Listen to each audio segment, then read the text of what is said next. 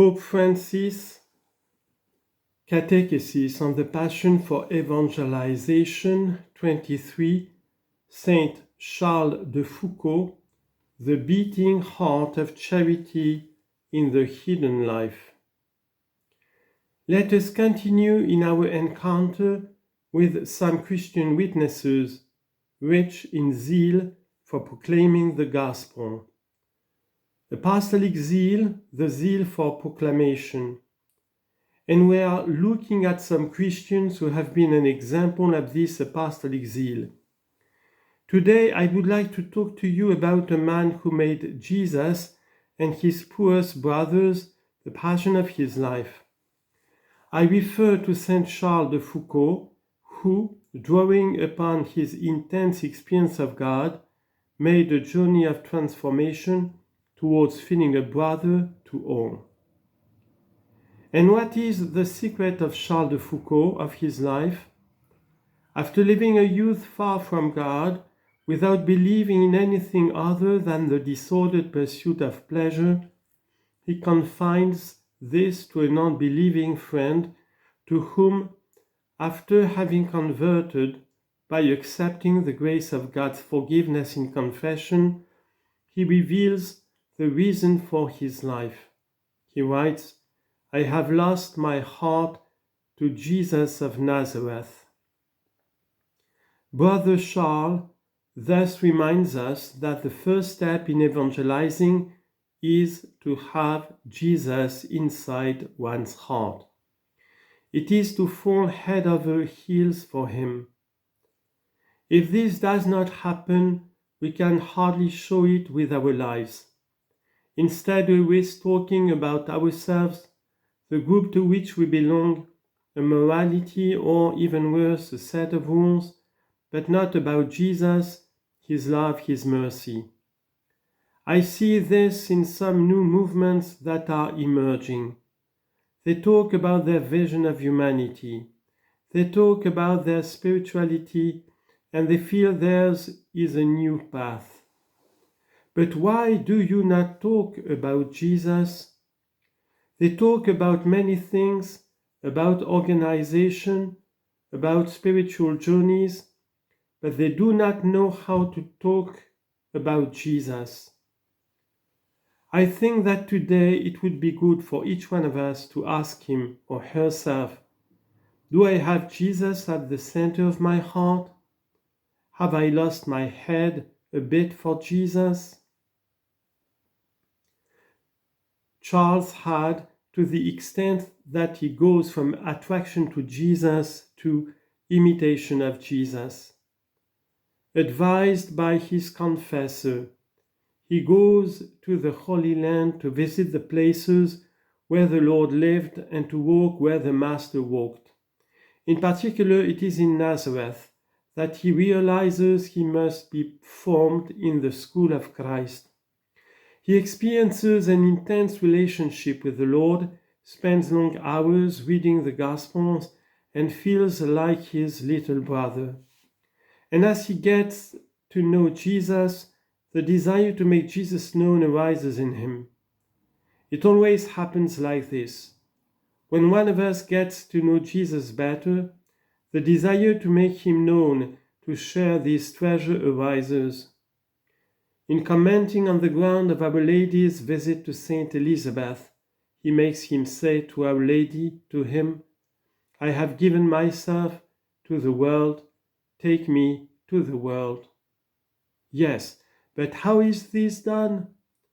Like Mary in the secret of the visitation, in silence, by example, by life. By life because our whole existence, writes Brother Charles, must cry out the gospel. And very often our existence calls out worldliness. It calls out many stupid things, strange things, and he says, no, all our existence must shout out the gospel. He then decides to settle in distant regions, to cry out the gospel in the silence, living in the spirit of Nazareth, in poverty and concealment. He dies to the Sahara Desert among non-Christians, and he goes there as a friend and a brother, bearing the meekness of Jesus, the Eucharist. Charles lets Jesus act silently, convinced that the Eucharistic life evangelizes. Indeed, he believes that Christ is the first evangelizer, and so he remains in prayer at Jesus' feet before the tabernacle for 12 hours a day, sure that the evangelizing force resides there, and feeling that it is Jesus who will bring him close to so many distant brothers. And do we, I ask myself, believe in the power of the Eucharist? Does our going out to others, our service, finds its beginning and its fulfillment there in adoration? I am convinced that we have lost the sense of adoration. We must regain it, starting with us, consecrated persons, bishops, priests, nuns, and all consecrated persons. Waste time before the tabernacle, regain the sense of adoration.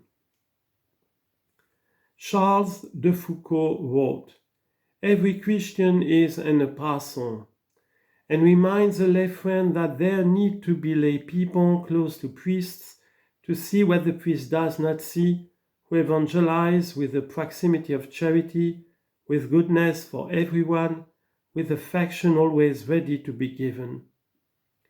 The saintly lay people, not climbers, but those lay people, that layman, that laywoman, who love Jesus, make the priest understand that he is not a functionary, he is a mediator, a priest. How we priests need to have beside us those lay people who truly believe and who teach us the way by their witness.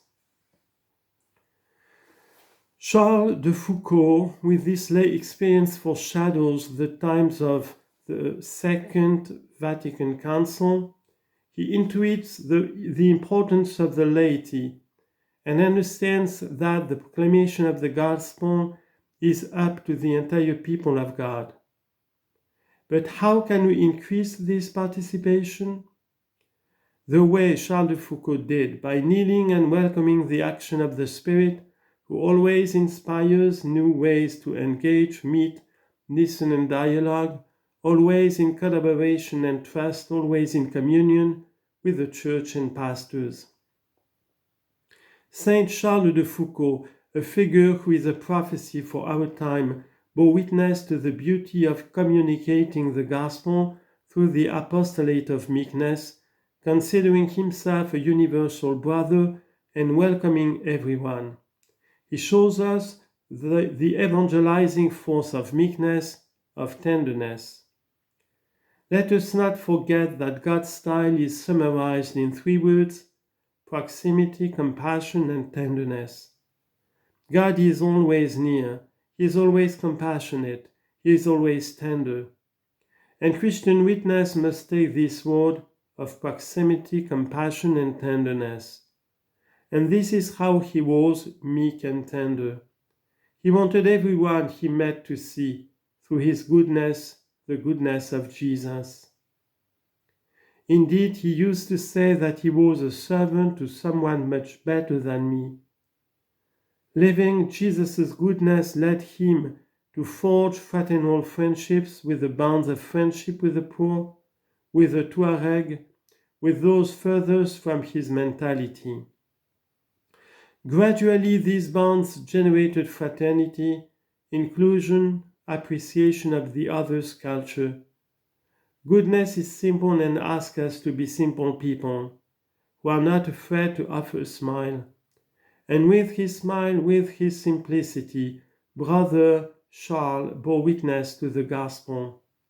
Never by proselytism, never by witness. One does not evangelize by proselytism, but by witness, by attraction. So finally, let us ask ourselves whether we bring Christian joy, Christian meekness, Christian tenderness, Christian compassion, Christian proximity. Thank you. May God bless you all.